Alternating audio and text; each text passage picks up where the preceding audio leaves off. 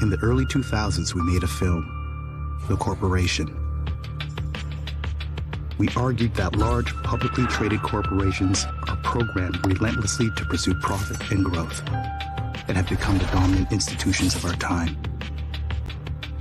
We showed that the corporation is deemed by law to be a person, that it has the same rights as human beings, sometimes even more.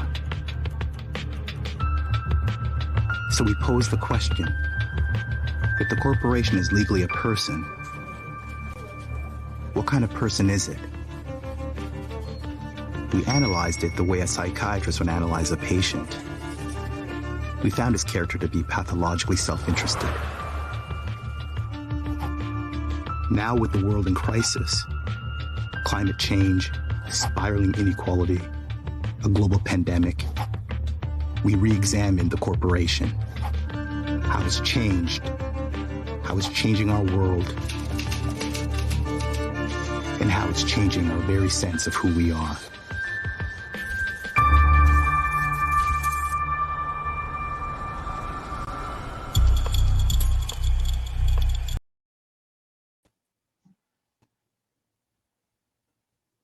Hi, everybody. Welcome. Thank you so much for being here. I'm Jessica Munger. I'm Move to Amend's Program Director. Thank you all so much for being here tonight and for taking the time to watch this film and to engage with the movement to dismantle corporate power. This month is unique. It holds several important anniversaries, milestones, and opportunities to check in about the state of the movement. This month marks a decade since the first gathering of the Occupy movement, the beginning of one of the largest swells in a generation.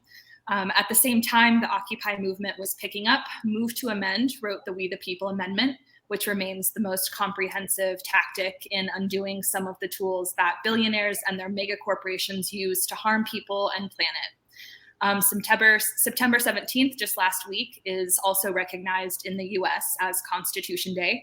That's an opportunity we always take to talk about how big corporations have weaseled their way into our existing constitution and how we can take a constitutional approach to realizing our own movement demands. Tonight, we're going to hear from some great folks who are here with me behind the film The Corporation and now The New Corporation, the unfortunately necessary sequel, as well as two of the co-founders of Move to Amend, who have been working for decades to resist corporate power. So we've got Joel Bakken, author, filmmaker, musician, and professor of law at the University of British Columbia. His work examines the social, economic, and political dimensions of law, and you all know of his book and films on The Corporation and now The New Corporation. We're also joined by Kat Dodds, founder of Hello Cool World Media and mastermind behind the outreach and branding of the films. Kat is known for highly effective and heartfelt transmedia campaigns in film, video, print, and digital.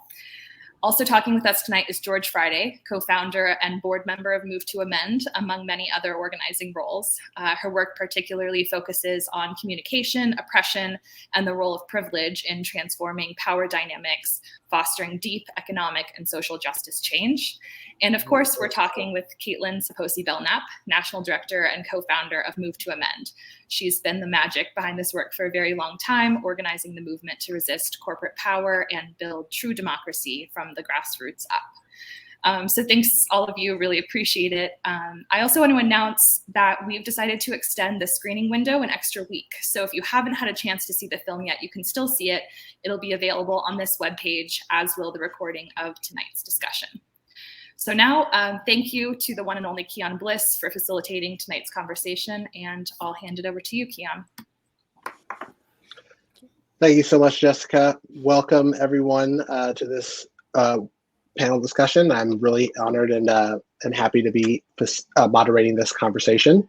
So just as a reminder, I will be asking you all questions, and you'll each have about 2 to 3 minutes each to answer these questions. So with that, I will jump into the first question for Joel and Kat, or Kat to answer.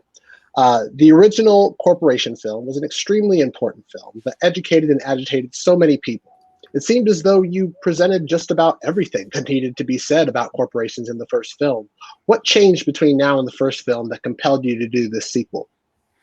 Well, maybe I'll take a run at that. I had the idea to do it when I was watching the first film in around 2014 and 2013. It was the 10-year anniversary of the first film, and we had champagne and a big party, and we rented a theater. We showed the film.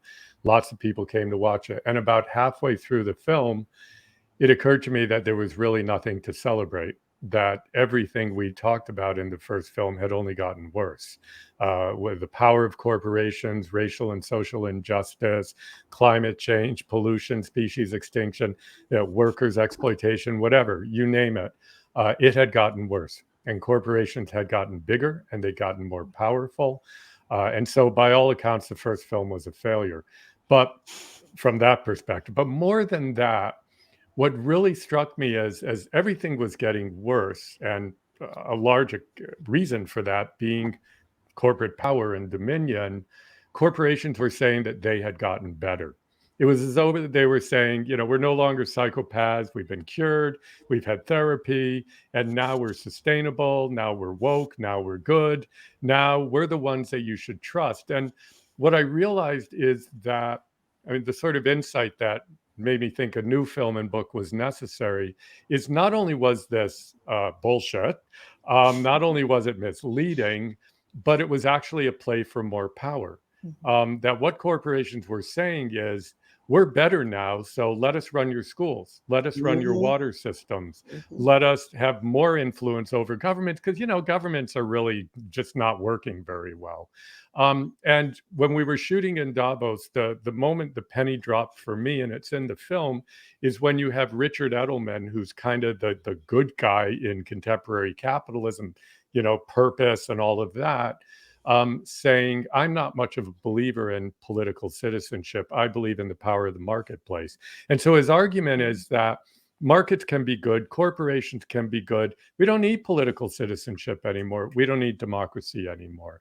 And so the good corporation is bad for democracy. And so it was that insight sitting back there in 2014 that made me realize, wow, we really need to take another kick at this can, because this is a qualitatively different thing that's going on now. And it's even more dangerous than what was happening around the first film. I can add a little piece to that. I can't take any responsibility for the existence of the second film, because that was all Joel and Jennifer, the co-director. But what the event that Joel describes when he had that epiphany that things were getting worse, that was something we had organized as an attempt to address what my anxiety was, which was that we had this groundswell of support with the first film. And we'd had unbelievable amounts of grassroots groups coming together to really help us get the film out into the world. And we really did not have the capacity to do very much with that momentum, with what was just a typical film promotion budget that we extended even further than it could have really realistically been gone, to keep this going. And then we actually, that 10th anniversary was an excuse to do some fundraising so that we could keep going. And the theme of it was, we're not done yet. So, well, Joe was like, the film hasn't done its work. I was feeling the same way about the campaign. Like, we made these promises, we did all this strategizing, and we had to do more. And so this is it. This is now we have that opportunity, and I'm very excited that we're finally starting to see some fruit of this, what we've seeded in terms of this being another movement catalyst, which is really the dream, I think. Well said. And this leads me to a question that came from our audience for you, Joel and Kat. It seems the film focused on electoral solutions when meanwhile, there is rampant voter suppression, money in elections, entrenched political parties, and other reasons we can't vote our way out of these problems. How do we try to make change through the electoral system when it is so corrupt? Yeah, I think it's a little bit simplistic to say that the film was advocating simply that we get out and vote. we spent a lot of time in the latter part of the film looking at organizing, at mobilizing, at protest, at all those things. We started with the Occupy movement, and basically the story was we still need all of that, but we also need to occupy electoral politics. So it's not, and that doesn't mean we just go and vote. That means we change the system. Mm-hmm. And the politicians we looked at, whether it's Shama Sawant in Seattle or Ada Colau in Barcelona, are not, their agenda is not just let's get into power and have a different platform than the other party. Their agenda is to change the way electoral politics works, and to try to make it truly democratic. And I mean, if we had more time in the film, I'd want to talk about the role of the cooperative movement in that, of the labor movement in that, of women's movements. We did talk about at the end racial justice movements, but just how it's all of these movements that really need to be working. And the new kind of electoral politics that we were trying to showcase was movement-based electoral politics. It wasn't just you have these political parties, you go and vote for them, but it's that the parties are actually rooted in the movements and are committed to democratic integrity. And so, I guess my response back to the questioner is, what are we supposed to do? I mean, what we propose is we need to change our democratic institutions so that they're actually working democratically. What the corporate sector is advocating is just abandon our democratic institutions. At the other side, there's the idea of revolution, of just upturning everything and starting fresh. But I mean, history shows that doesn't always work. It works in small ways, and we need to always have a revolutionary consciousness. But we also need to try to occupy, just like we occupied the squares and the streets during the Occupy movement. We have to actually occupy our putatively democratic institutions and shear away the corrupting influences, in particular big money and corporations. Well said. Kat, did you have a response?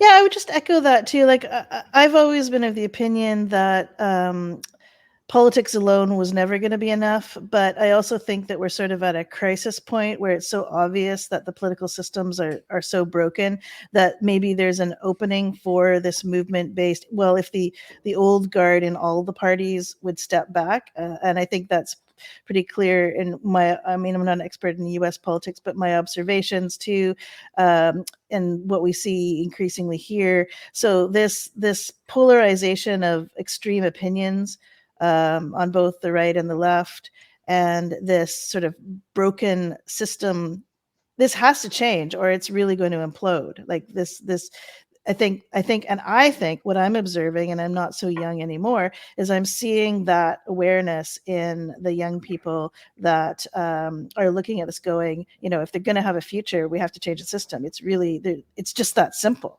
Like there won't be a future if the system doesn't change, not a future that's livable by standards that we hold important, not one that's just, especially during COVID.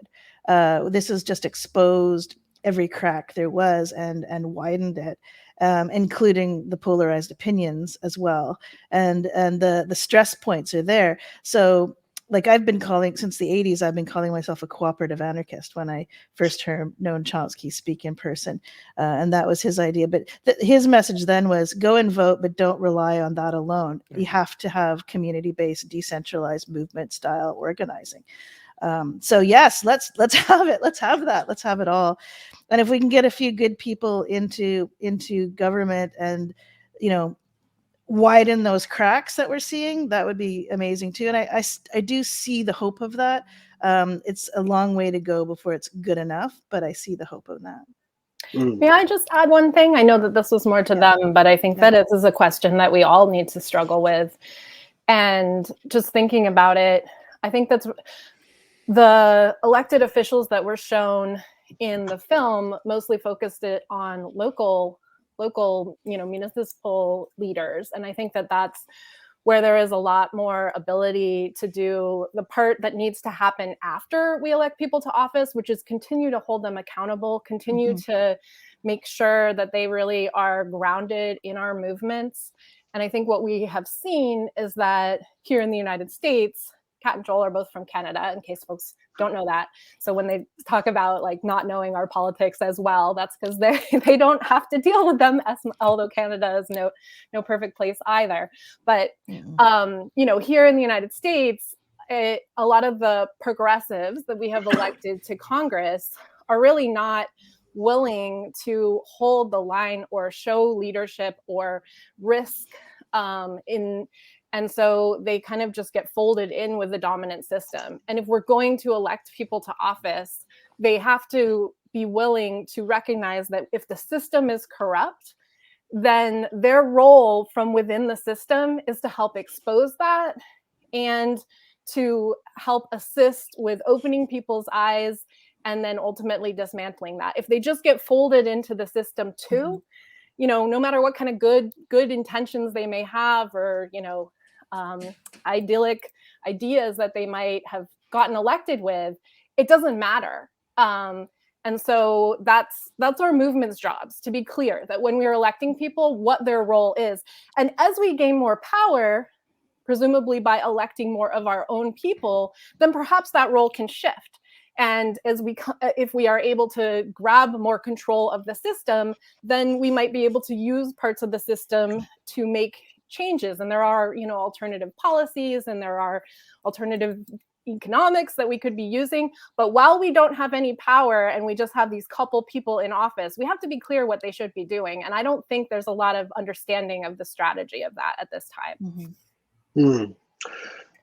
Really appreciate those thoughtful response. It really illustrates how democracy is not a noun, but a verb.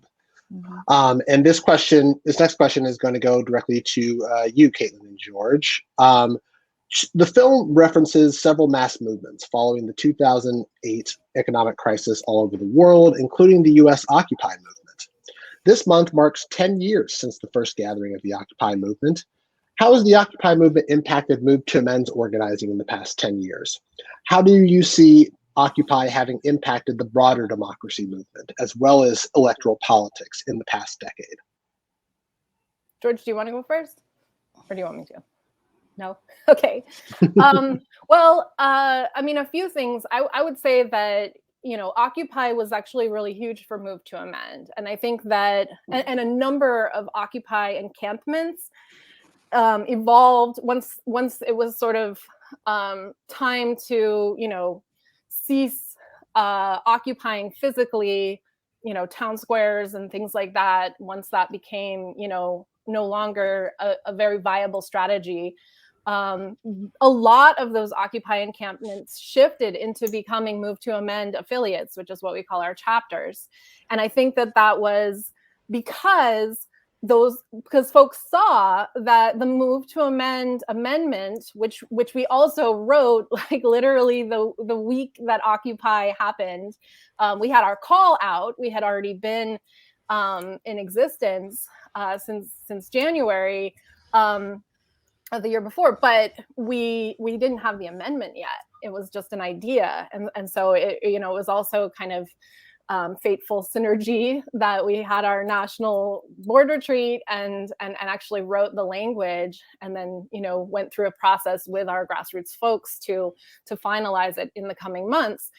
And I think a lot of people saw that so much of what Occupy was calling for was that corporate reining in corporate power and getting our government to serve us instead of corporate interests. And a linchpin key piece of that is the legal, idea that corporations have constitutional rights. That's what puts them, not just on standing with us, the people, but actually because of their wealth and because they can be in a million places at once and they actually have more power than us. And so a lot of people understood, and a lot of it was exciting and thrilling for us to see just kind of organically, the cardboard signs that people had saying end corporate personhood, when we had been working on this issue for, some of us, not me, but, like 5, 6, 7 years before. And then some of my colleagues, 10 years before on corporate constitutional rights.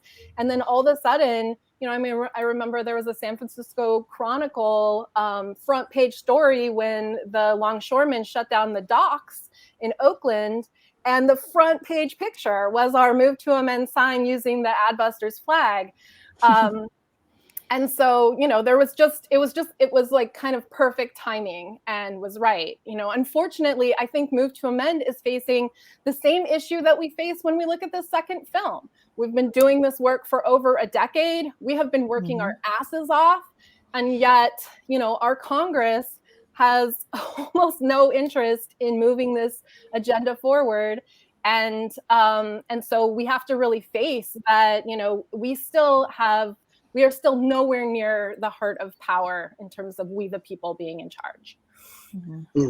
But we do have the right remedy, and that is people-driven democracy, bottom-up democracy. The Occupy was great because I think maybe for the first time in a long time, I think you may have said, Caitlin, in a generation, but getting people to pay attention, getting white people angry, and not that anger is a good thing or a good place to stay, but it can ignite change on occasion, hopefully. And where we are now, Kat said earlier that, especially during COVID, which has exposed everything. So what may have started with Occupy, getting people to pay a little bit more attention, it certainly got people to think more and talk more publicly about poverty, about poor people. That focusing on the 1% went, wait a minute, what about everybody else? When in the US, we people have, mostly white people, when I say people, I mean white people, have deluded themselves to think, oh, I'm just a middle class person. I don't have to worry about poverty so much if I run out of money before, I run out of food, money, and then the food's gone and I can't get more food. But the reality of where we are now, which in many ways is an evolution of the hundreds of years the US has been in existence for the sole purpose of making that money on the backs of whoever, at the cost of the environment, of the people, of their own humanity, from jump, which is obscene and should be so illegal right there. But instead, we have to deal with what we have now. And Occupy helped feed that. We at Move to Amend have carried that message, continue to beat that drum of truth, even when people don't want to hear it. And it's not that elected officials, on Capitol Hill these days, Caitlin, aren't just not willing to face this and take it on. I think they've gone backwards. They were turning their head 10, 15 years ago. Now they got it buried deep in the sand while people are stuffing money in their pockets and we are dying. I'll shut up. I bet it's time. Well said. Appreciate that, George. This next question is an audience question that goes more to Joel and Kat. Why did the film only focus on private corporations and not on public governmental corporations and not-for-profit corporations? Public corporations often use the same similar playbook. Oh, mic's off. We get questions like this a lot. Why did the film not focus on Russian corporations or Chinese state-owned corporations, or as you say, what we call in Canada, crown corporations, or in the US, corporations like the post office or whatever that are public corporations rather than for-profit. The film, and here's the answer, the film is basically a critique not only of the corporate form, but it's a critique of capitalism. And I'm not saying those state-owned companies like the post office, or for that matter, Chinese state-owned companies or Russian companies aren't involved in perpetuating capitalism institutionally. But what makes the what you're calling the private corporation, or what I would call the publicly traded for-profit corporation, what makes it unique in the world is that it institutionalizes the fundamental dynamic and the fundamental imperative of capitalism. Other companies, other kinds of corporations don't do that. The US Post Office has a mandate to deliver the mail, to serve a public interest. Now, whether it does that properly or not, we can debate. Whether it actually sells itself out to for-profit concerns, we can debate. But in terms of its actual legal mandate, that legal mandate is not necessarily a capitalist mandate. It's a public interest mandate. A corporation has a mandate to accumulate capital, no matter what the consequences, and as an overarching legal obligation, which is why we focus not just on the fact the corporation is a person, but the fact it's a pathological person. Because what the law does is it imbues the for-profit corporation with a legal obligation to put the creation of shareholder value, which is basically capital, above every other concern, above the concern of workers, the concern of the environment. That is its imperative. And that's what capitalism is about. It's called capitalism for a reason. The production of capital is its main ism. That is the main thing that you're supposed to do in capitalism. And what the corporation does is it takes that and it literally builds an institution out of that imperative. And that is what the questioner is calling private corporations. That is what makes them unique. And that is what we thought needed looking at. Now, other people can make, documentaries and write books about the pathologies of many institutions that we deal with, government companies, Chinese state-owned companies, pension funds. It's endless how many institutions need criticizing. But needless to say, everybody can't do everything all of the time. You choose your battles, you choose your focus. And ours is on this very strange institution. I mean, capitalism itself is bizarre when you think about it. Who would create a system that is solely designed to create capital? Well, who would create an institution that is solely designed to follow the imperative of that system? Agreed. Cap. Oh, Kat, go ahead. I wanted to add just one thing too, though, after. I don't have anything to add to that because I think Joel is the one that can speak most eloquently to that. So if you want to carry on, I think. Well, I was just going to say one thing that wasn't known here, but just to acknowledge that. So the questioner asked like an extremely long question, but one of the things that was included in there, which Joel didn't speak to, which I think is relevant, is the nonprofit corporations here in the United States. And I think that it is. And they went on to kind of give some examples of how, most large for-profit corporations actually also have nonprofit corporations that they use to do a lot of the political work, a lot of the, PR and sort of changing of the culture happens through nonprofit corporations. And frankly, a lot of the corporations, the nonprofit corporations that are in Washington, D.C., doing the lobbying work, that are working on the good side, are still very entrenched with our political parties, whether they're Democratic or Republican. And so, they have staff that will, during the campaign season, work to get people in Congress, and then, work to lobby them. And all of that nonprofit industrial complex also feeds and supports capitalism. I really appreciate Joel saying, at the end of the day, that's the issue. And we totally agree with that. But so just so the listeners, fully understand the picture, because it's absolutely true. And we support a lot of those organizations that are working kind of on the progressive side, who are definitely not advocating for systemic changes or overhauling the system, but are rather looking at incremental gains that support the political candidates that they helped get in office, whose team they're on. Yeah, if I could just follow up on that. I mean, it was unfortunate, again, time and space in the film, but I deal with this a lot in the book. and that is the corporatization of the NGO sector and of the nonprofit sector, and ideas like philanthrocapitalism and the way that Bill Gates and other philanthropists use nonprofit philanthropic organizations to pursue their capitalist agenda.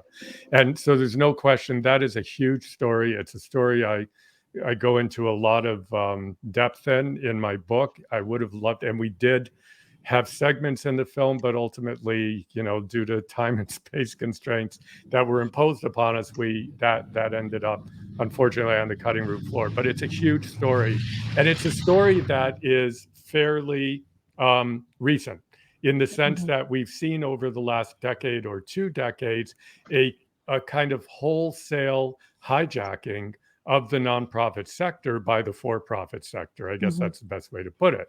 But also, as you just pointed out, I mean, the fundamental issue is capitalism. Is capitalism turning everything into a tool for the production of capital, including the nonprofit sector, but also including schools, also including water. Everything has to be turned into a tool to produce capital. Yeah. And you raise a really, that actually is a great segue into our next question, which all of you will have the opportunity to respond to. The film describes how corporate agents have tried to become more warm and fuzzy in response to their increasing assaults on people, our communities, and the environment by claiming they are more socially responsible, good corporate citizens. Among the examples are the World Economic Forum's corporate and super rich participants talking about having a special responsibility to help people, and people like Jamie Dimon of JP Morgan Chase Bank sharing their commitment to revive underinvested cities like Detroit. How effective do you think their rhetoric and actions to this point have been in convincing the public and in changing anything substantively? I mean, maybe if I can start, just because, as I mentioned before, it was that issue that really convinced me we needed a new film. It was the fact that they were being very effective.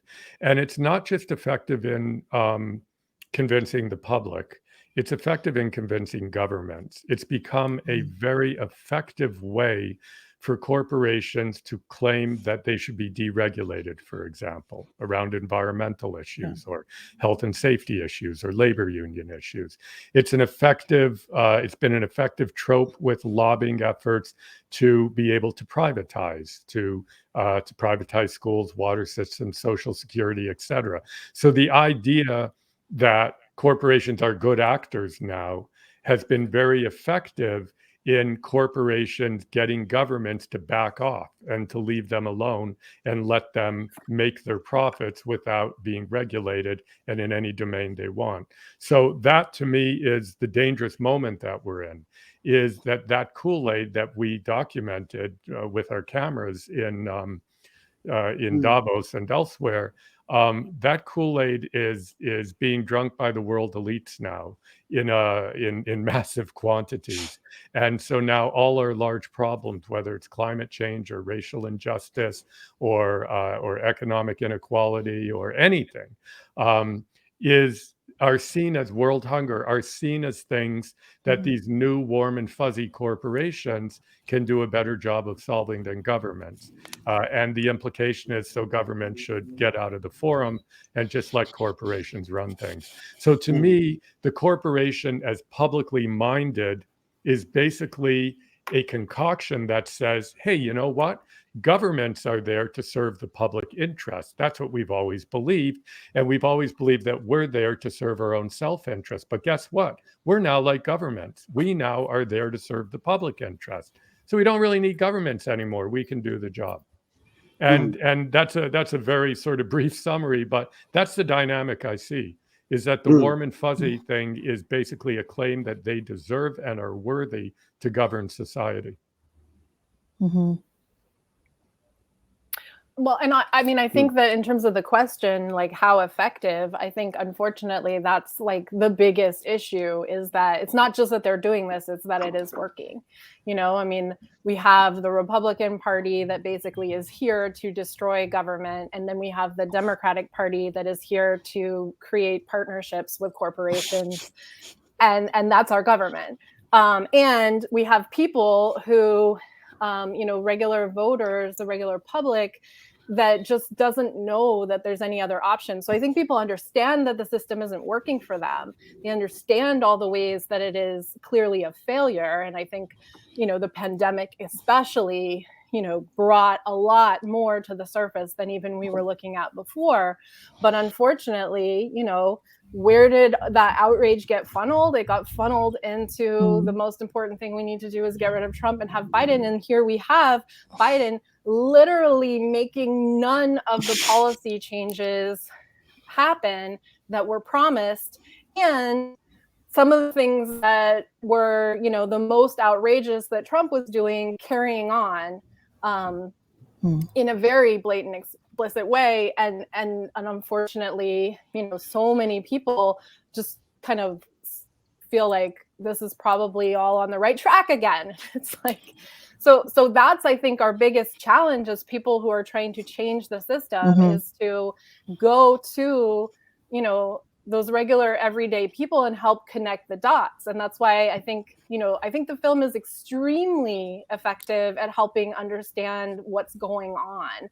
I mean, I'm like immersed in this, and I actually didn't know about what the Gates Foundation is doing in Africa around dismantling their education program, and that blew me away, for example. So I would encourage people to watch it, but unfortunately, I think that we're still, this is, and it's not the film's responsibility, or Joel and Jennifer and the team, to answer all our questions, but like that is the question before all of us who are organizers and activists and wanting to build this movement, is how to really seriously look at, and the answers of what we are doing are totally inadequate for the problem that we're in when you put climate change into the mix, and that and a lot of what we need to start with is facing that reality, and not just thinking that if we, there's a quick fix and we just need to find it. Just the smartest person needs to tell us what it is. It's like, we're in dire situation, and we're not going to get out of it if we are delusional about how bad it is. Yeah. Yeah. I see you, Kat. I'd love to invite you to respond if you have one, and George, feel free to chime in as well. I think, George, you wanted to say something first? Go for it. Yeah, go for it. Well, it's part of the formula for getting us to the next step in hopefully as whole a piece as we can. And that is, it's really hard, y'all, but that is not to feed fear and rage too much. Instead, find ways to fuel a vision and do the work. Actually do the work.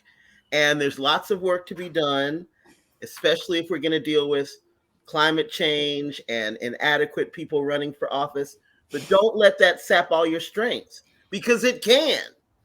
It can be a sinkhole of rage and anxiety. And, none of us do our best when we're stuck in that sinkhole. So if you feel yourself getting there, create some people around you that'll get you right, back on solid ground, or even better, maybe floating above the ground a little bit, imagining stuff that never existed. Earlier, Joel said something about we always have to keep our mindset in revolution, but we don't have a good history with that. We don't have a good history of where we need to go at all, bruh. No. So we need to know that. We have to create it because it's never existed before. So, true democracy in the U.S., racial equity. Okay. What's that look like? So, it's a fun thing to think about sometimes. Yeah. Better than obsessing about Democrats and Republicans and doing that us, them polemic thing. That's not going to do us any good either. It's going to take everybody. No one is expendable. Got to figure that out. Sorry. That's what I always appreciate about George. And just to say, to folks, how important it has been that George has been part of Move to Amend all along, and having that clear perspective of at the end of we're in the biggest mess that humanity could possibly have concocted. And yet, we can get out of this, and we do it through vision and through community and accountability and support of each other. And that's, and solidarity. And that's that's what you start from to build a movement as well. And to take it back again to Occupy, I mean, I think a lot of people, the generation just a little bit younger than me, like that was the first opportunity that they, in the streets, occupying places where we weren't supposed to be, having an experience of that. And I think that, the reverberations of that moment, it's confusing about how that really is serving us. But I think that without having had that, we wouldn't even be where we are now. And we need to create those moments. We need to find the opportunities to create those moments. Mm-hmm, mm-hmm. Yeah, it's like you have to not trust the crowd, but trust the feeling that comes from the movements in terms of like what that does to your sense of carrying on when you feel connected to something that's trying to make a difference, a group of people that's trying to make a difference, a movement that's trying to make a difference. And so while a lot of these movements get subverted either externally or internally, that moment of feeling the connection that people have when they're in the middle of some kind of struggle, that's the moment to kind of grasp and hang on to, I think. And then the other thing that I was just thinking, just in terms of many of the things we've been talking about, just like Joe was saying, that this corporatization of the NGO world, this kind of entrenchment of everything, I've sort of been observing that too, at the same time as there's been a consolidation of a real criminalization and fight back against dissent itself. So the NGOs have been taken over by this corporate model, and protest has been criminalized in so many ways.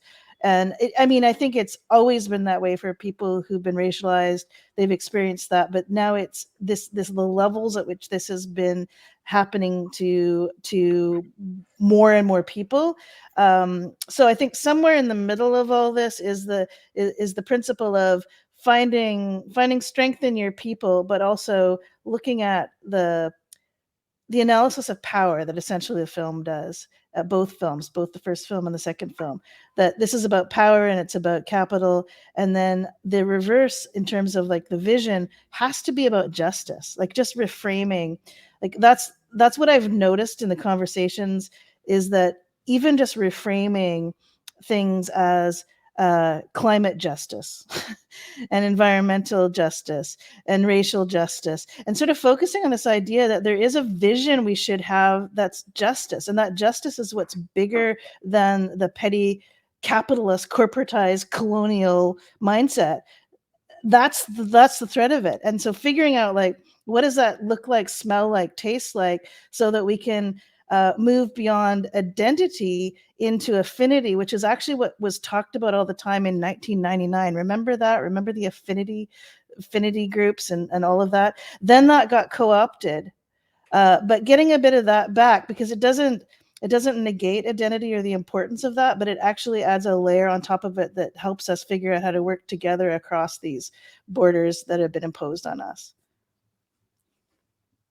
Yeah, I like that. Indeed, so do I. Next question.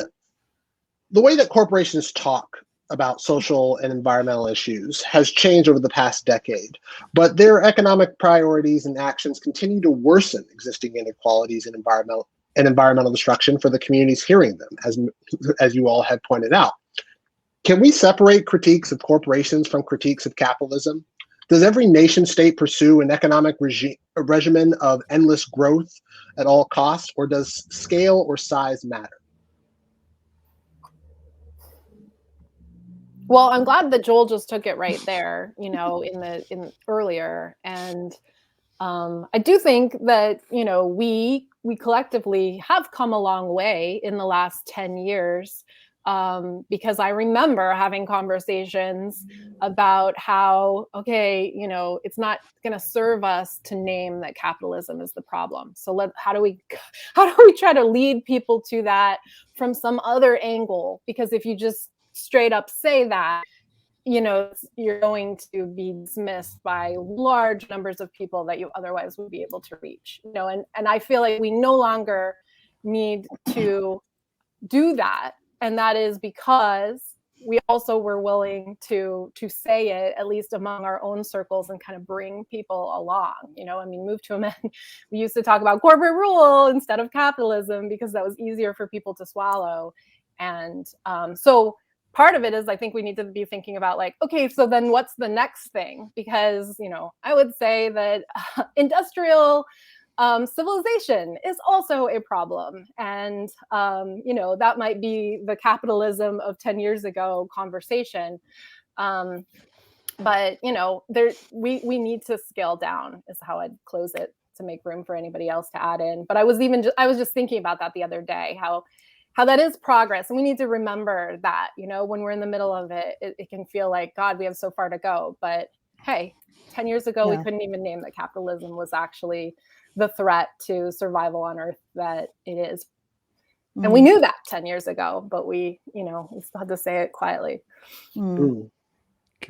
Can I go ahead, Joel. Add a point? I mean, firstly, I don't think you can separate critiques of corporation from critiques of capitalism when you're talking about for-profit corporations, because as I mentioned before, they are really just institutionalizations of the imperatives of a capitalist economy. And so they very much work hand in hand. It's not possible for large-scale capitalism to operate without the ability to amass large amounts and pools of capital. And that is what corporations are designed to do. And that is what they're needed for. So that's one thing I would say. The other thing I would say is I think it's important in discussions I have, people tend to be open to the idea that capitalism's a problem when you actually explain what capitalism is. Capitalism is not just markets. It's not about having a private sector or having a market as a policy tool or as a tool to produce and exchange goods. Capitalism is about every single thing in a society being geared to creating capital, which means that within capitalism, if you don't have any boundaries around it, slavery, which means wages that can't support people, exploitative labor, forced labor. The only reason we don't have those things is because our democratic governments have, over time, and as a result of a lot of hard work by activists and people putting their lives on the line and all of that, it's only because of that. It's only because people have organized and said, we're not going to take that crap. And wars have been fought and people have been killed and all of that, and the labor movement and the anti-slavery movement and all of it. So capitalism itself, though, turns everything into capital. Anything that can be turned into capital.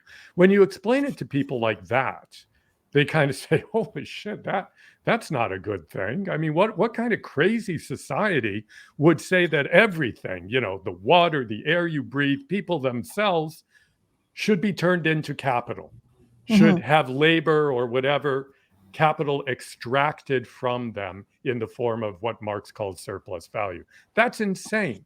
So then you say, okay, but so we can do away with that and not have capitalism anymore and have something else. And within that, we could still have trade. We could still have things that resemble markets. We could even have things that kind of operate like corporations or cooperatives or, collective organizations that are about doing business. That's fine. The problem here is a system that is fundamentalist in the sense that it reduces everything to the production of capitalism. When you explain it in those terms, most people say, yeah, no kidding. That is problematic. But people use the term capitalism interchangeably with, markets or private sector or whatever, and they forget that it's a fundamentally fundamentalist system, which is where the problem lies, and therefore just completely inhuman and completely antithetical to having an environment that can sustain life. Right. George or Kat, I want to invite you all to share your thoughts. Well, I would agree with everything Joel said and tenfold, and sort of say too that I think it's this colonial corporatism that is completely driven by extractivism. And this is why we're seeing such. This is why the why of climate change. This is why, because we've made everything into just a resource, including people. And Hmm. this is it's so it's so actually violent at its core. Like, that's why I would add the colonial, because colonial adds that level of violent intent, which is sort of nicely hidden under business suits and capitalism, quote unquote normal capitalism. But that's actually the agenda. It's not even history. It's ongoing. It's ongoing in so many ways, in so many different sectors. The violence is real right now on real bodies and real people, not just historically. So I think that's why I keep kind of thinking of, like, capitalism is an extreme, problematic, unethical at its core issue, and we have to stop defending it, I think, actually, and start thinking of how to explain the alternatives, which don't necessarily all mean whatever other ideas we have, the extreme of communism, which also isn't really reflected in its theories, aren't really reflected by any of the practices that are out there. So these ideas of the collective, I mean, this is what's at stake right now, I think, is that we've eroded our vision for the collective. And this is what attracts people to movements when they're in them. Unfortunately, that same impulse attracts them to movements that are quite destructive as well as progressive. But we have to understand that there needs to be a way in which we can think about the collective good outside of this relentless logic of the only way to do it is in these extreme extractive ways. So when Joel was speaking, he reminded me of this history endeavor that I'm participating in. So way back in the 1600s and whatnot, if you were not producing, as Joel said, a capitalist system, everything is about producing capital. If you were an individual who did not produce, you were not just poor because you were, you didn't have an income, but they also associated slovenly with it. They were completely synonymous. If you were poor, you were de facto lazy, slovenly. If you were wealthy, you were industrious. You got things done. Now, how does that evolve to what our cultural conditioning and messaging is today about low-income folks, about wealthy folks? And, sort of dismantling those cultural norms and assumptions wouldn't hurt us. Yeah. Agreed. And it kind of brings speaks to a question too. I think that all of you have touched on around from the audience, that how would you relate this powerful insight into the horrors of capitalism, as you were describing, to the profound unhappiness, the paranoia, the fearfulness that many people in the U.S. Are currently experiencing and exhibiting here and now? Human beings are not, we don't fulfill our sense of purpose, of meaning, of humanity, of love, of caring, of compassion through being either understood as commodities or understanding other as commodities. That doesn't work.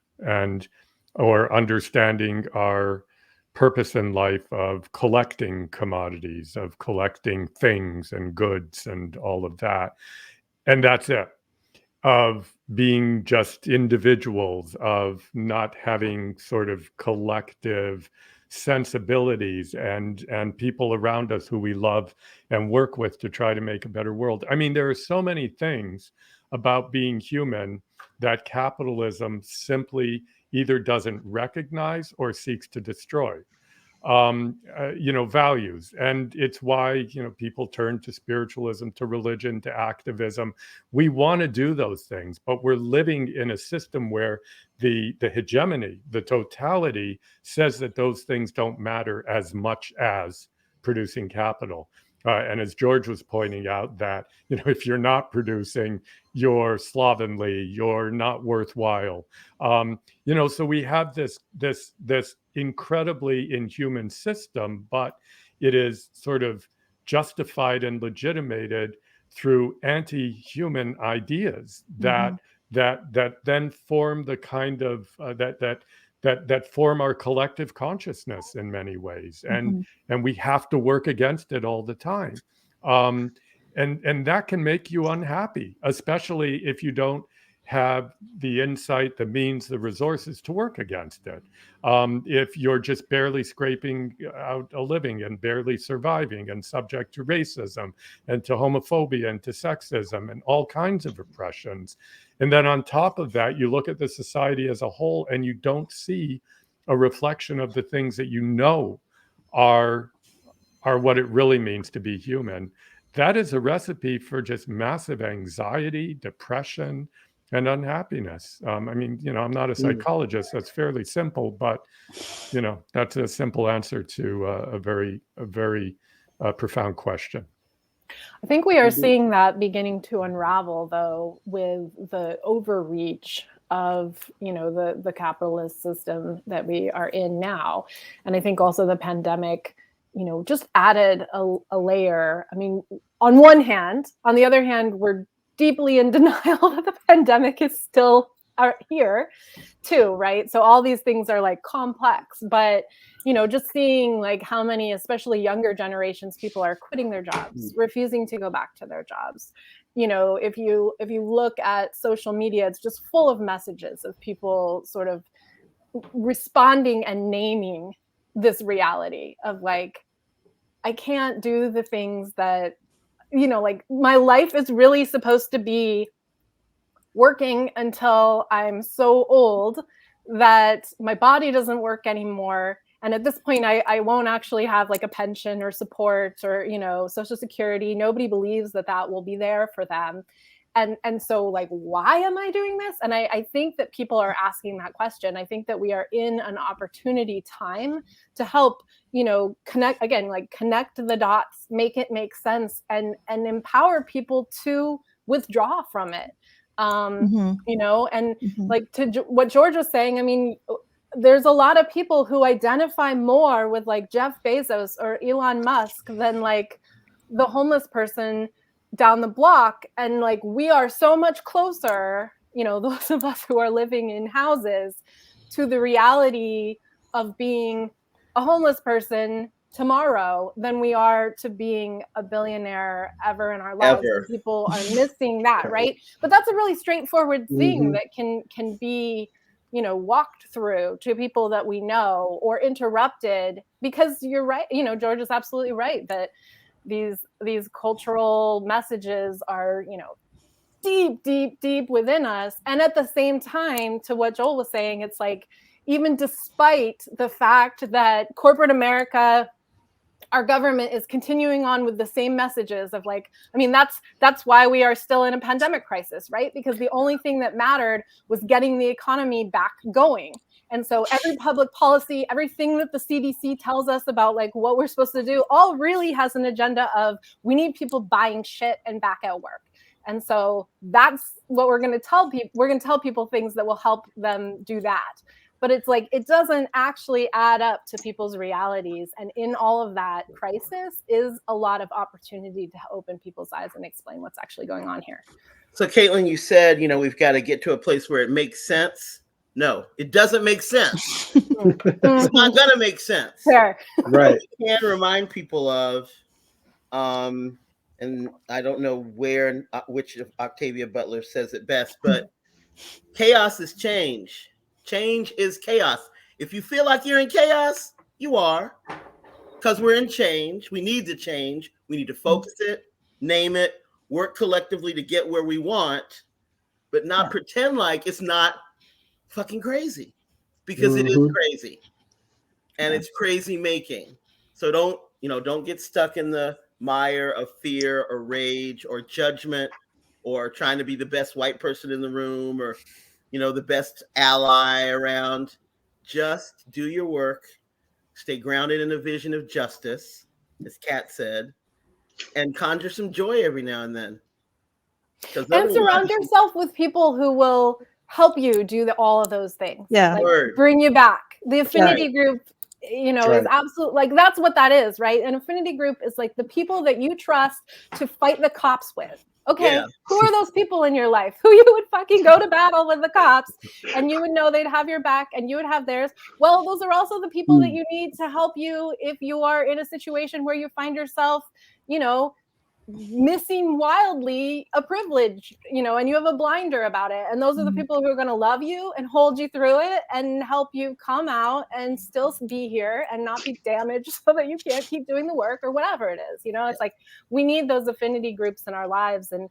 And you know, the separation that we all are being pushed to is for a reason. So part of the resistance is to just not allow ourselves to be separated in those ways. Yeah. Don't buy the lies.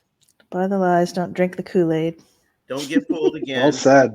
Yeah. As Who said, don't get fooled again. Well said. And this leads actually to a really good question to get us thinking about, you know, the film begins with a reflection that the enlightened dream of democracy and liberty is coming to an end due to everything being marketized, economized, and commodified. What do we need to do on any or all levels to revive the enlightened dream and make it a reality? Wow. Do you have a few days? Yeah, a lifetime. Yeah, the film opens with Wendy Brown, who's teaches political theory at Berkeley, reflecting on the fact that the Enlightenment dream, this idea of sort of democracy, of equality, of truth, I would add, of beauty, of humanity. Though let's not forget, during the Enlightenment, people were a bunch of assholes, you know. Yeah. I mean, those people were not great. But anyways, for the moment, let's talk about these values that we all hold, democracy, equality, justice.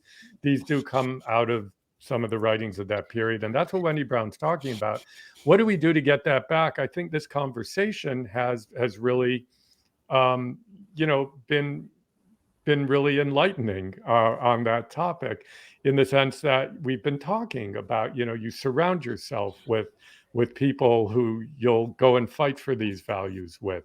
You'll try to find joy in the fight for these values. You'll think collectively. You'll think critically about the structural and systemic ways that we repress and destroy those values. And you'll actively try to live those values, whether it's by going on a protest march or running for election or getting involved in any myriad of organizations, political parties, whatever you want to call it, that are living, breathing, and fighting for those values. That's all you can do. And so it really is about thinking about what it means to be a citizen. And I don't mean just a citizen in the sense that, you know, you've got a passport and things like that. I mean, the real idea of community that's in that notion, of collective action that's in that notion, of democratic self-governance that's in that notion. What does it mean for you? And almost more importantly, what responsibilities do you have to defend and to propagate those values as a citizen? So I think that's what you can do, but there certainly isn't a checklist or a formula. And many of the things that we've been talking about tonight, I think, are part of what we need to do. I just want to appreciate Kat again for bringing up the colonization and colonialism, as you know, and because I think a big part of this also is to recognize that it's all a project of colonization. And, you know, in a way, the Enlightenment also sparked that of like, let's go, you know, and so we can't, in terms of what we want to get back to, you know, it's like, let's be clear-headed about that And there, I think Joel has beautifully articulated all the best pieces, but at the same time, there were societies and cultures that were rooted in human values that were the best of human values. And they were, as best as the colonial project could, attempted to be eradicated, because because it was a threat to this idea of some people should have wealth and other, and also in order to do that, we have to exploit you. And when you can see, wait a minute, if I could be a human living like that, I would much rather do that than be a human living like this, toiling, laboring for somebody else's wealth, et cetera, et cetera. So it's like, if we understand that that's all what needs to be uprooted, then we've got to dig all the way back and look and find, all of us have parts of our DNA that were those people who were living the way that human beings are supposed to live and acting the way that human beings are supposed to act. And in a way, it's kind of like wooey, but that's what I've been thinking about a lot more lately, because I feel like that's really, at the end of the day, what we need to do. We need to face that. We need to face the ways that we have like colonizer mentality in ourselves. We need to face the ways that we are colonized and reject it and stand up for ourselves. And we are friggin' animals, and we are animals that operate together in collective. And so of course the collective should be, foundational to how we operate. That's a requirement for our survival, and it always has been. And we delude ourselves to thinking that that's not the case because that's what the system tells us. But that's because the system understands that if we were to tap into that, that's how we would be powerful. And so it's like, we've got all the ingredients. It's easy to say, and easier to say than it is to do, but also we also could just begin doing that and figuring that out and figure out where that would, and see where that would take us. I want to invite George and Kat to share your comments on this question as well, but I also want to, I think this is a really good moment to interject a audience question that came in about for doing this work. Somehow it seems we need to normalize civic engagement, activism, citizenship, organizing as part of everyday life for every person. Can we make civic duty a hobby? And if we can, how do we do so? I'm just going to say very quickly, I think the problem is it currently is a hobby. Yeah. I think it has to be more a vocation than a hobby. Yeah. And I think the idea of hobby is a very kind of middle class concept, and should be a little bit questioned in the sense of like that idea of vocation, or as Harriet the Spy would say,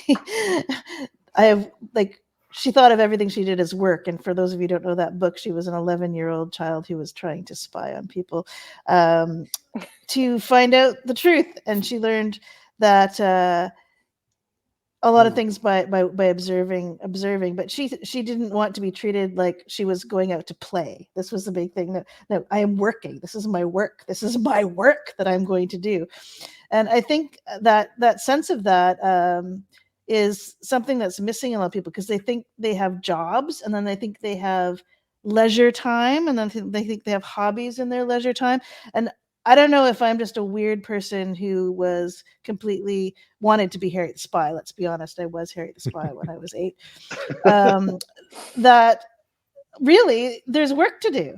And some of that work involves, the way I differentiate it is, some of that work involves deliverables and requirements and editorializing from somebody else, a client, a colleague, or whatever. And then some of that work is about play and experimentation and not having to have that editorial piece. But it's all work, and it's all experimentation. It's all work. And the work that's more satisfying is the one that combines them both. Your ability to express your creativity and engage collectively in some kind of common piece where this becomes greater than your own navel gazing or whatever it is. Those are the sweet spots in this lifetime, I think, is when you can do that work together with people. Like, I can't think of anything more beautiful than that. That's awesome. And that's basically what, we have seen that's what Move to Amend is to us. And I love that Harriet the Spy is your role model. And knowing Same that. here. I was digging that reference. Been a minute. I'm at that age when I reminisce, I feel super old, but this one's worth sharing and worthwhile. There's not a whole lot about my growing up that was awesome, worth sharing, but there was an assumption, and we're talking, 1960, 66, my preschool years. There was an assumption in my household and community that you were going to do something that was connected to changing the system.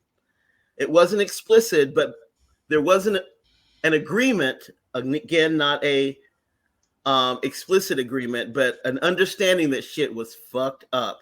No one used that language. We're a good Catholic family, but nobody cussed. And that everyone was expected to do something about it. And this was from, toddler to teen.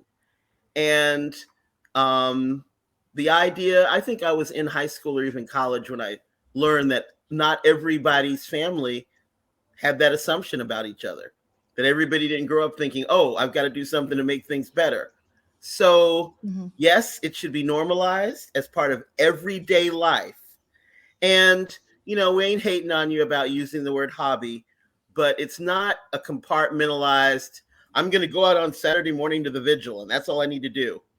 That's one of the things, but it's your work based on your vision of justice, based on the people that you've aligned yourself with that support that vision, hold you accountable to it, and help you win on those small wins, whether it's running for the school board or, changing a brownfield. So, you have to be consistent, and it's work. And part of that work is, how do I learn the skills I need to communicate with the neighborhood where the brownfield is? So, Yep. There's lots of levels and lots of stuff to do. I mean, if the system, were you done? Nope. Just remind people that it's not boring. You won't be bored. Yeah, absolutely not. If the system isn't going to change itself, which I think, you could take these two movies and you could say there's no evidence that it is.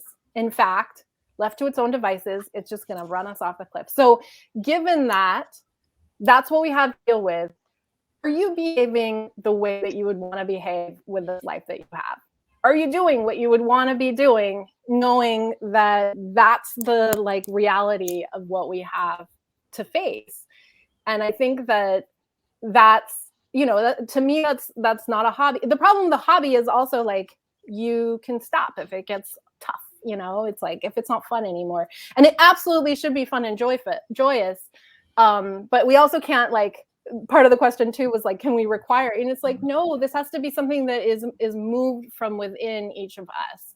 And people get inspired by other people. Again, we are social animals. That's how we are, programmed to behave. So be inspiring, and that will bring other people to you, and you will figure out together what the best, most powerful way that you can respond to this reality that we're in. I mean, it is fucked. And at the same time, I wouldn't really want to be alive at a different time, because it's you have so much agency in this moment. Just thinking about 20 years ago, 10 years ago, when it was just tiny little numbers of people talking about this. And now we have the system showing itself for what it really has been all along, in a way that is an opportunity, I think. Yeah, I think it's a little bit like framing duty and hobby with more of a responsibility and feeling like what your place in the work is, what work you can contribute. Absolutely. Really appreciate all of these enlightening responses, and really this candid conversation has been super insightful. I want to give you all the opportunity to highlight the work that you are currently doing, and direct people to what work do you all want to highlight as people go forward. Well, maybe I can start on this. You've just watched the film. There is a book published in the U.S. by Penguin Random House, a big corporation, that the film was based on. And so a lot of these issues we've been talking about are discussed in the book, including, I saw in the chat, B Corps. That's also discussed. So so if you found the ideas in the film interesting, you want to pursue them further, that's an idea. So I am currently working with Kat on suing Twitter because they censored our film. So we are suing them in Canada. I'm a lawyer as well. As you heard, I teach law. And so I and another lawyer named Sujit Chowdhury have filed a case in the Ontario Superior Court against Twitter and the government of Canada. No, we're not on the same side as Trump for all kinds of complicated reasons that have to do with differences between Canadian and US law. But that's kind of what's taking up my time these days, is trying to find a way to hold the big media, big social media platforms accountable, because increasingly they are censoring progressives and people on the left, and just in very arbitrary ways. And so we've tried to come up with a legal theory for doing that, and that's what we're testing. And Kat is one of the plaintiffs in the action, as am I, in parallel action. So that's taking up our time. We're in the middle of a fundraising campaign because doing these things cost a lot of money. If people are interested, the website, maybe Kat can put it in the chat, but if you Google Twitter Gone Rogue, that is the name of GoFundMe, of the campaign on GoFundMe. Yeah. Mm. But Kat, maybe pick up. Yeah, on I that. can put it in the chat. Let me just do that. Wonderful. What's the name of that book, Joel? It's called The New Corporation. So it's the same name as the movie, but the subtitle is different. It's How Good Corporations Are Bad for Democracy. And good is put in quotes. I hear you. Yeah. Right on. Yeah. Yeah. And to add to, like, if you go to the New Corporation movie, you'll find we have a page. The Take Action page is all about the Twitter case. The 1,000 screenings page is all about this, what we're up to right now, which is having groups like Move to Amend host the film and conversations through our platform, which is a wonderful way to have exactly what's happening here and hopefully go deeper. We would like to have, like I was just talking to Jessica earlier today, a vision would be, what if we had 100 organizations who each held 10 events over a period of time? That could get us, a million people engaged in this conversation, which would be incredible. And we also, practically speaking, we're in a very different place than with the first film. We don't have US theatrical distribution for the film. COVID kind of cut short the beginnings of a Canadian, and it's not going to happen. So we have this alternative, which I think could be really powerful as a tool, like to be able to have a truly grassroots distribution. If we can do the 1,000 screenings, imagine that's quite something if we can pull that off. So we would invite all of you to contribute to, well, you have contributed, everyone who attended this, and especially who donated that money. Some of that will go to our impact campaign. Some of it's going to go to Move to Amend. But we want to just carry this forward and do more and more and more of this, so that it helps do all the good things we were talking about: build community, create dialogue, strategize, organize with organizers. That's our vision for that. And yeah, capitalism. Yes, exactly. Like, well said. Do away with it. And on that note too, that's the irony of the wonderful irony of suing Twitter. It's like, we still need these platforms to get our message out. And so, the nerve of them saying that, we couldn't advertise our film, like it was our trailer that you probably seen when you signed up for the page. There's nothing problematic in anything we're doing that they should be censoring. It's quite the opposite. Well, you are criticizing capitalism. Exactly. Exactly. But that's the big irony. They didn't refuse to let us tweet. They refused to let us pay them to promote the tweet.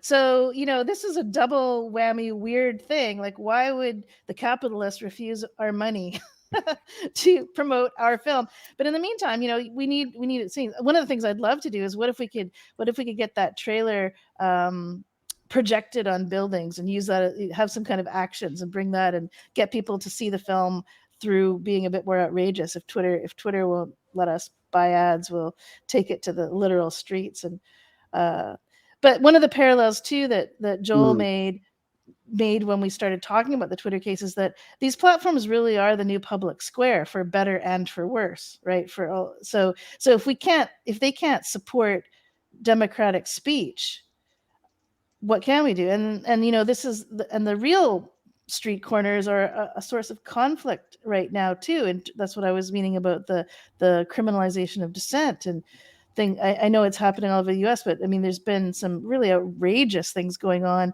in Toronto with real police force taking out homeless camps, which is outrageous. Like what's going on right now as kind of not even newsworthy really events. So there's a lot of battlegrounds with all of this, and so we'd love to find a way to keep this momentum that events like this have going. And our venues for that are 1,000 screenings, and hopefully we'll win a lawsuit against Twitter, and that will not be just for our benefit. That will benefit anybody else that might have a progressive message that Twitter right now would call political speech that they won't let you promote. Well, we'll be definitely rooting for you and hope that lawsuit ultimately ends in victory for you. Thanks. And if George, it doesn't, Caleb. that's still then that's another conversation to have too. Like you have exposed something that needs to be known. Yeah, and I mean these platforms have so much power, and they're absolutely unregulated. Yeah, and that's largely thanks to the Democratic Party too. Yes. Never going to not put that one in there when it needs to be said. Yeah, no, and that's one of the reasons we're also suing the Canadian government, to say that they have a responsibility according to, well, Joel could explain this, like our Constitution calls for certain protections of political speech that's not harmful. So this we would argue qualifies. George, Indeed. do you want to talk about work to connect people with first, or do you want me to go first? You probably should, because I would just talk about Move to Amend stuff, but not as well as you would. Well, so I mean, we're on Move to Amend channels, so hopefully everybody is already connected with Move to Amend. But if you're not, you should please go sign our petition, movetoamend.org/motion, because that will link you in with our work. And we are furthering the work to get the We the People amendment passed, and we are at 70 co-sponsors in the House, and we continue to push that. We also, frankly, are looking at, we've been doing this work for over a decade, and taking stock of like where the system is at, where the culture is at, where our work is at, where our hearts are at, and exploring some other avenues as well, which we will probably do more under the umbrella of an organization called Democracy Unlimited, that was one of the founders of Move to Amend and has been kind of dormant. And actually, the work of Democracy Unlimited was in the first corporation film. It was the town hall meetings that happened in Arcata in 1998, way back when. Yeah. And we had a screening of the first corporation, and we were one of the few places that were able to do like a community event, since there weren't funds in that film for it. So it all kind of is coming full circle. Basically those of us who are doing this are not going to stop until we're dead or it's done, or and if we're dead, then we will make sure there's other people who are still here. So some of the things that Democracy Unlimited already has kind of in the works that I'd like to invite you to check out, and there's probably more to come, and we will partner with Move to Amend. I'm saying we because I wear both hats, so it's a little is the People's Constitution. And if you go to peoplesconstitution.us, you can see that. That's work that really has been under the Move to Amend umbrella. And it is looking at, we need much more than the We the People Amendment to make our Constitution centered in democracy, to serve our needs. It's a property rights protecting document. That's the people who wrote the US Constitution wrote it to protect their property from the masses. And so it's got flaws. And it's not just the fact that the Supreme Court has interpreted it to apply to corporations, right? So what if we were to envision a constitution that actually met our needs, that actually was rooted in human rights, which a number of other countries actually do have as their foundational principles to guide their law? We do not in the United States. And so we have done a number of participatory, what's called people's movement assemblies, rooted in doing that visioning with various, parts of the movement. So, if you're working on housing advocacy, what would it look like if when you won, it was in the Constitution, so we weren't having to fight these things piecemeal, or if you're working to protect water or, the environment more broadly, et cetera, et cetera, et cetera. So right now, it is there kind of as just like a call for talking about this. Obviously, we don't have a government right now where it would be a good idea to try to implement a new constitution. But, Move to Amend has never been ones to say, oh, where are we at now? Let's think about what we can achieve in the world that we're in now. It's like, let's change the world and then think about what that will allow us to do. So that is a place where we're putting our vision as it relates to, why we started doing the work for the We the People Amendment in the first place. And then another kind of totally different angle is a podcast that I'm part of with my amazing and beautiful colleagues, Jessica, Millie, and Shelley, who are all also part of Move to Amend, called Agitated Podcast. And it's where we talk about what the crazy making of this reality that we're in, and how there's so much that we want to do, and yet we are thwarted, and we don't have all the answers, and it's incredibly agitating. But at the same time, agitators, that's the role of agitators, is to shake people up. So we're shaking ourselves up, and we want to shake you up. And you can find us at agitatedpodcast.com, and that's also a project of Democracy Unlimited as well. Anything you want to add, George? Well, I want to make sure we're done on time, and that's 4 minutes from now. So You got it. Thank you to Kat and Joel and Keon and Caitlin and Jessica and Alfonso and Jenny and everyone who's online or watching or whatever form you're in. And remember to do the work, keep breathing, support each other, have fun. Grieve well. That can be chapter 2, is how to grieve well. Because again, you can get stuck in it, but if you don't let go of it, you don't have the energy to move forward. And there's a lot to let go of because it is crazy. Awesome. Well said, George. Couldn't have ended it better. Oh, Thank Lord. Mm-hmm. Oh, Well done. I really think the Poor People's Campaign is doing groovy stuff. I like Reverend Barber. I'm pretty critical of things. You couldn't tell it tonight, but I am. And I haven't found anything that is not right on. Often they say you lift from the bottom, everyone rises. That's a good thought about how to approach the economy and everything. So that's what's up. Yep. Thank you, everybody. I really appreciate you having us on. Yeah, thank you so much. And watching the film. Thanks for everybody who watched it and took the time, or who are going to. Thank you.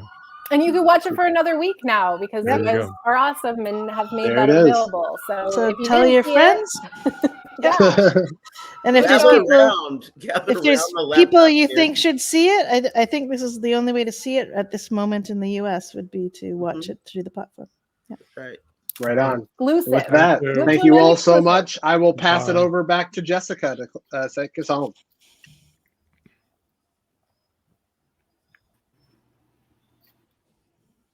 Uh-oh. Nope. She disappeared. That's all. Thank you so much. I appreciate all of you. Thank you. That's all. And thanks for facilitating. Bye. Good night, everybody. Good night. Good night, everyone. Unstoppable Sound Agency.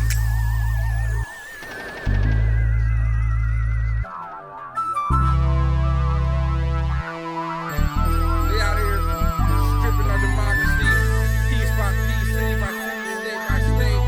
Voter ID laws, emergency financial managers, Citizens United. We gotta fight it.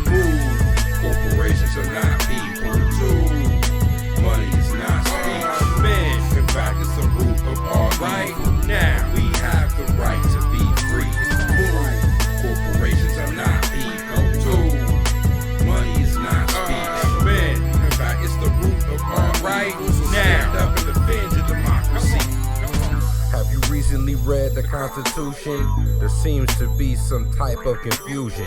I thought it said the people were the institution and not the corporations that simply want to use them.